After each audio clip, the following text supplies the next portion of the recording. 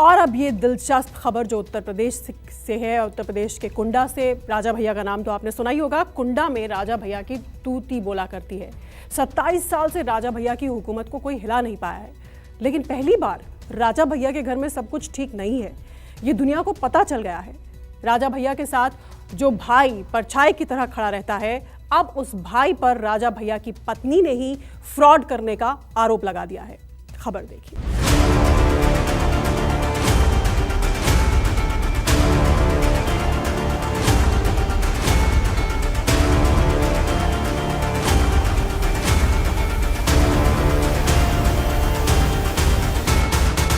कुंडा में कुंडी लगाने वाला कोई माइकलाल पैदा नहीं हुआ अभी तक। 1996 में जीत, 2002 में जीत,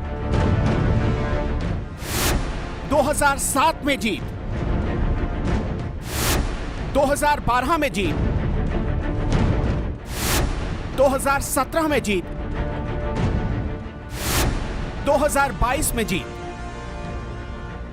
इतने सालों में 9 सरकारें बन गई और चली भी गई, एक से बढ़कर एक धुरंधर आए चले गए, लेकिन 27 साल से राजा भैया का सिक्का कोई हिला नहीं पाया। जिस कुंडा से राजा भैया विधायक हैं, उस कुंडा में उनके खिलाफ कोई नहीं, कोई कैमरे पर जुबान नहीं खोलता, कहते एक पत्ता भी उनके बगैर नहीं हिलता। फिर जिसे सगे भाई से बढ़कर माना, वो क्यों धोखेबाज निकल गया? कैसे उसने राजा भैया की पत्नी की पूरी कंपनी ही हड़प ली? अक्षय प्रताप सिंह रघुराज प्रताप सिंह उर्फ राजा भैया के छोटे और चचेरे भाई लगते हैं, लेकिन खास बात यह भी है कि राजा भैया की पत्नी भानवी कुमार उन्हें अब फ्रॉड कह रही हैं, जबकि खुद राजा भैया अपने भाई के बचाव में खड़े हैं। एमएलसी का चुनाव जितवाने के लिए राजा भैया ने जमीन आसमान एक कर दिया था। साल 2016 में अक्षय सिंह निर्विरोध एमएलसी चुने गए थे, लेकिन साल 2022 में अपने काम और राजा भैया के नाम पर ही वो फिर से एमएलसी बन गए। लेकिन परिवार का यही सदस्य अब परिवार के लिए फ्रॉड हो गया। आखिर ये कैसे हुआ? इस विवाद के केंद्र में है राजा भैया की पत्नी भानवी कुमारी। राजा भैया की पत्नी भानवी कई कंपनियों के मालिक हैं। उन्हीं में से एक कंपनी है श्रीदा प्रॉपर्टीज प्राइवेट लिमिटेड। राजा भैया खुलकर छोटे भाई का सपोर्ट कर रहे हैं। उनका कहना है कि जो हो रहा है वो घर घर की कहानी है। इसका सीधा मतलब है कि मामला घर के 2 लोगों के बीच प्रॉपर्टी विवाद का है। भानवी कुमारी का आरोप है कि वो Shrida properties private limited company की डायरेक्टर और मेजॉरिटी शेयर होल्डर है। आरोप है कि अक्षय प्रताप सिंह ने उनके जाली डिजिटल सिग्नेचर किए, कंपनी के मेजॉरिटी शेयर हथिया लिए और खुद को कंपनी का डायरेक्टर घोषित कर लिया। इस कंपनी में अक्षय प्रताप सिंह ने अपने साथियों को भी कंपनी का डायरेक्टर नियुक्त कर दिया और दूसरे पदों पर भी उनकी नियुक्ति कर दी। राजा भैया की पत्नी भानवी कुमारी ने शिकायत में यह भी कहा है कि अक्षय प्रताप सिंह एक फ्रॉड है, जिनके ऊपर पहले से ही आईपीसी के कई मामले दर्ज हैं। भानवी कुमारी ने गोपाल भैया यानी अक्षय प्रताप सिंह के फर्जी रिवॉल्वर केस का भी जिक्र किया है। कोई इंटरनल मैटर है, जो घर के भीतर की बात है, जो अभी बाहर नहीं आई है। अगर वो बाहर आती है, हालांकि इस एफआईआर से ये बात तो कहीं संकेत मिलते हैं कि कुछ तो है जो घर के भीतर से है या जो असहमति है, यानी कि मिसेज रघुराज प्रताप सिंह गोपाल जी को लेकर कोई उनके अपने रिजर्वेशंस हैं जिनकी वजह से बात एफआईआर तक आई है। और ये कोई बड़ी अनोखी घटना नहीं। आमतौर पे बड़े घरों में जो संपन्न लोग हैं, जो रजवाड़े हैं, पुराने पूर्व रियासत वाले, उनके घर में ये सब इस तरह की घटनाएं संपत्तियों को लेकर कई बार होती रहती। ये मामला भी संपत्ति से ही जुड़ा हुआ है। आने वाले दिन में मुझे लगता है कि स्थिति साफ होगी। 1 साल पहले एक YouTube चैनल को दिए गए इंटरव्यू में राजा भैया से सवाल पूछा गया कि आपसे तो सब डरते हैं, लेकिन आप किससे डरते हैं? राजा भैया का जवाब था, देखिए यहाँ मौजूद सारे लोग पत्नियों से पीड़ित जरूर होंगे, लेकिन बात इतनी बिगड़ी हुई है ये दुनिया को अब पता चली। देखिए, हम लोग यहाँ जितने लोग हैं, कुछ कहें या न कहें, लेकिन पत्नियों के प्रकोप से सभी पीड़ित हैं। थोड़ा बहुत वो जो है, अब कोई कह दे रहा है, कोई नहीं कह दे रहा है। हमने राजा भैया की पत्नी के आरोपों को खंगालने के लिए राजा भैया का हलफनामा निकाला, जो चुनाव लड़ते वक्त उन्होंने दिया था। ये 2022 के विधानसभा चुनाव में भरा गया हलफनामा था, जिसमें कुंडा के विधायक रघुराज प्रताप सिंह ने बताया था कि उनकी पत्नी श्रीदा प्रॉपर्टीज में 22.50% की शेयर होल्डर है। 2017 के विधानसभा चुनाव में रघुराज प्रताप सिंह उर्फ राजा भैया ने जब हलफनामा भरा था तो उस वक्त उनकी पत्नी श्रीदा प्रॉपर्टीज में 90% की शेयर होल्डर थी। यानी 5 सालों में भानवी कुमारी का शेयर कंपनी में कम होता चला गया। क्या राजा भैया के घर में कुछ ऐसा हो रहा है जिसे छिपाने की कोशिश की जा रही है? क्योंकि इस महल से कोई भी मामला बाहर तक नहीं आता। महल के भीतर सब कुछ बहुत कुछ अनुशासित है। इस महल में हर हफ्ते राजा भैया दरबार भी लगाते हैं। इलाके का कोई भी मामला कोर्ट, थाने या पुलिस तक जाने से पहले पूरा मामला महल के राजा यानी राजा भैया के पास लाते हैं। फिर आखिरकार ये मामला थाने तक कैसे पहुंच गया? राजा भैया के महल में स्वागत इन विशाल दरवाजों से होता है। पुराने हो चुके मुख्य द्वारों को पिछले साल ही दुरुस्त करवाया गया। आसपास के किसी भी घर में जाकर आप पूछेंगे तो वहाँ हर कोई राजा भैया की तारीफ ही करता है। काम करने वाला हो या स्कूल मास्टर, ऐसा लगता है जैसे हर कोई राजा भैया का मुरीद है। लेकिन ये कितना सच है या इसके पीछे है राजा भैया का डर? क्या राजा भैया ने किया, कुछ बताइए हमें। राजा भैया बहुत कुछ किए। राजा भैया रोड, शिक्षा, चिकित्सा, हर चीज़ की व्यवस्था बनाए हैं और हर तरह से भाई दुख सुख में वो सबके यहाँ पहुँचते हैं। किसी ऐसे आदमी को जानते हैं जो महल गया हो उसका काम हो गया? बिल्कुल जा रहे हैं, बहुत सारे लोग जाते हैं, काम होता है। अब लिस्ट थोड़ी बता पाएंगे हम कि कितने आदमी गए हैं। बहुत सारे लोग जाते हैं, हमारे गांव में ही गए हैं। को कैंसर हुआ था तो दान डोनेट किए वो राजा भैया। लोग कुछ कहते हैं कि इधर जानबूझ के राजा भैया के खिलाफ लोग नहीं बोलते हैं, ऐसा कुछ बात? ऐसा कुछ नहीं। राजा भैया एकदम घर जैसे हैं हमारे।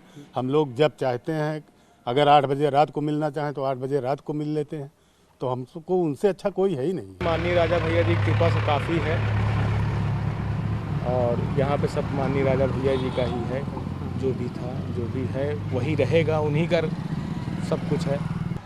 और जनता माननीय राजा भैया जी से बहुत प्यार करती है और उन्हीं से उनको सारी जनता को बहुत लगाव है। तो कानून व्यवस्था में क्या आपको बदलाव नजर आता है? पहले भी तो आप आए होंगे यहाँ पर। आते हैं, कानून के बारे में हमको भाई नहीं मालूम। कानून तो सही है, सब सही चल रहा है, कोई वैसे किसी को वो नहीं है यहाँ पर। उनसे हम लोग को बहुत सपोर्ट है, बहुत अच्छा काम भी करते हैं।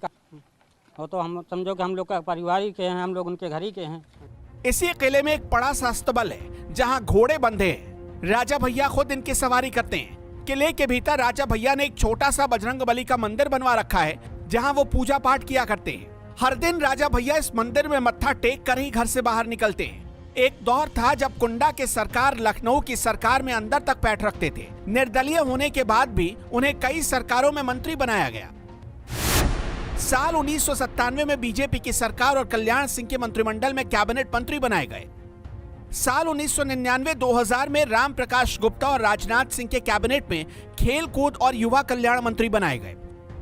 साल 2004 में एसपी के मुलायम सिंह यादव की सरकार में खाद्य एवं रसद विभाग संभालने का मौका मिला। 2012 में अखिलेश यादव की सरकार में कारागार और खाद्य और रसद मंत्री बनाए गए। प्रतापगढ़ की कुंडा विधानसभा क्षेत्र से विधायक हैं रघुराज प्रताप सिंह। राजा भैया के नाम से जाने जाते हैं। बहुत लंबे समय से लगातार विधायक हैं और कई सरकारों में मंत्री रहे हैं। एक वर्चस्व है, चूंकि वहाँ पूर्व रियासत के वो उत्तराधिकारी हैं, इसलिए राजा की छवि भी है और लोकप्रियता भी उनकी है, दबदबा भी है और बाहुबली भी माने जाते हैं। एक ऐसा कॉम्बिनेशन है जो उनकी विनिंग जो उनकी कैपेसिटी है उसको बरकरार रखे हुए इतने लंबे समय से। तमाम लोगों ने कोशिश की उन्हें चुनौती देने की, लेकिन कभी चुनौती सफल नहीं हुई। 2013 में अखिलेश मंत्रिमंडल से राजा भैया को इस्तीफा देना पड़ा और फिर मुलायम सिंह यादव के दखल के बाद 11 अक्टूबर 2013 को अखिलेश सरकार में फिर से कैबिनेट मंत्री बन गए। लेकिन मंत्री बनने और कुर्सी से उतरने का सफर इतना आसान भी नहीं था। मायावती और राजा भैया के बीच सियासी दुश्मनी की शुरुआत साल 1997 से हुई, जब बीजेपी के समर्थन से मायावती उत्तर प्रदेश की मुख्यमंत्री बनी। बीजेपी और बीएसपी में 6-6 महीने के सीएम पद को लेकर डील हुई। तय शर्त के मुताबिक पहले 6 महीने मायावती मुख्यमंत्री बनी। मायावती का टर्म पूरा हो चुका था और अब बारी कल्याण सिंह की थी। राजा भैया को बीजेपी और कल्याण सिंह का करीबी माना जाता था और ये भी माना जा रहा था कि नई सरकार में राजा भैया को मंत्री पद मिल सकता है। मायावती को इसी बात पे ऐतराज था। दबाव में आकर मायावती ने कल्याण सिंह को समर्थन तो दे दिया, लेकिन कुछ ही दिनों बाद ये समर्थन वापस भी ले लिया और यहीं से राजा भैया की उत्तर प्रदेश की राजनीति में मजबूती से एंट्री हुई। राजा भैया ने बीजेपी सरकार बचाने के लिए कांग्रेस और बीएसपी के विधायकों को तोड़ लिया। इसका राजा भैया को इनाम भी मिला। उन्हें कल्याण सिंह ने फिर से अपनी सरकार में मंत्री बना दिया। यहीं से शुरू हुआ मायावती और राजा भैया के बीच राजनीतिक अदावत का सिलसिला। लेकिन कुछ ही सालों बाद 2002 में मायावती की सरकार आ गई। तब उस सरकार में बीजेपी भी गठबंधन में थी, इसलिए राजा भैया को बीजेपी ने मायावती की कैबिनेट में मंत्री बनाने का प्रस्ताव भेजा, लेकिन मायावती ने इनकार कर दिया। साल 2002 में बीजेपी विधायक पूरन सिंह बुंदेला ने राजा भैया के खिलाफ एक शिकायत दर्ज करवाई। इसी शिकायत को आधार बनाकर मायावती ने राजा भैया पर पोटा लगा दिया। मायावती ने राजा भैया की हवेली में पुलिस का छापा तक डलवा दिया। हवेली से काफी हथियार बरामद हुए थे। राजा भैया के पिता उदय प्रताप सिंह और चचेरे भाई अक्षय प्रताप सिंह को अपहरण और धमकी देने के मामले में भी गिरफ्तार कर लिया गया। यानी अक्षय प्रताप सिंह और गोपाल भैया तब से लेकर अब तक राजा भैया के साथ खड़े हैं। डीएसपी जियाउल हक केस में भी जब राजा भैया बुरी तरह फंस गए तो अक्षय प्रताप सिंह उनके साथ खड़े रहे। कई सालों तक डीएसपी जियाउल हक केस की जांच चली। केस की जांच करने सीबीआई भी आई और राजा भैया को क्लीन चिट मिल गई। राजा भैया सिर्फ नाम ही नहीं है, बल्कि ब्रांड है राजा भैया, जिसके खिलाफ कुंडा में कोई मुंह नहीं खोलता, जिसके आगे कुंडा क्षेत्र का हर सिर झुक जाता है। यही वजह रही जियाउल हक हत्याकांड में सीबीआई को सबूत राजा भैया के खिलाफ नहीं मिले और मजबूरन सीबीआई को क्लोजर रिपोर्ट लगानी पड़ी। लेकिन राजा भैया के परिवार में उठा यह तूफान जियाउल हक हत्याकांड जैसा नहीं है। राजा भैया को यह अच्छे से पता है, अगर इस केस को अच्छे से टैकल नहीं किया गया तो उनके परिवार की बदनामी के साथ खुद की राजनीतिक रसूख पर भी छींटे पड़ेंगे। कैमरा पर्सन सचिन सैनी के साथ मनोज पांडे, लखनऊ न्यूज़ 24।